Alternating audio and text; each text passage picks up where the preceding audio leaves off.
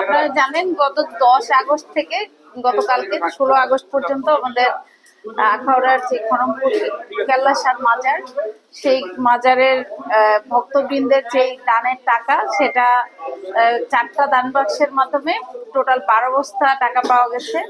এবং ওই বস্তাগুলোর বা দান বাক্সের মধ্যে বিভিন্ন দেশের রুপি বা বিভিন্ন দেশের যে টাকা আছে সেগুলো পাওয়া গেছে, এবং কিছু ধাতব জিনিস পাওয়া গেছে। এগুলো আসলে চেক করার সাপেক্ষে বলা যাবে যে এগুলো স্বর্ণ রৌপ্য বা কিছু, আর চেক না করে বলা যাবে না।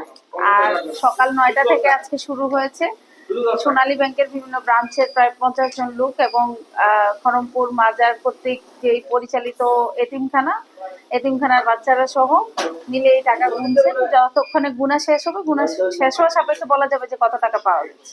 এই দরগাতে এখানে দান বাক্সের যে টাকা টোটাল 12টা বস্তা আমরা সকাল 9টার দিকে এসে দেখতে পাই।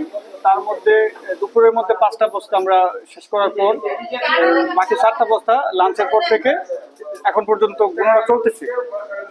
তার মধ্যে আমরা সোনালী ব্যাংক আখাউড়া শাখার উদ্যোগে মূলত আখাউড়া শাখায় আমরা যারা আছি সবাই এবং অন্যান্য ব্রাঞ্চ থেকে টোটাল আমরা 40 জনের উপরে হবে। আমাদের আনসার সদস্য আছে, সব মিলিয়ে 50 জন আমাদের ব্যাংক থেকে। আর এখানে মাদ্রাসার যারা আছে তারাও টাকাগুলো আমাদের সর্টিং করার জন্য, টাকাগুলো ভাঁজ করার ব্যাপারে আমাদেরকে হেল্প করতেছে। আমরা সবাই মিলে চেষ্টা করতেছি যত দ্রুত সম্ভব কাজটা ওঠানোর জন্য।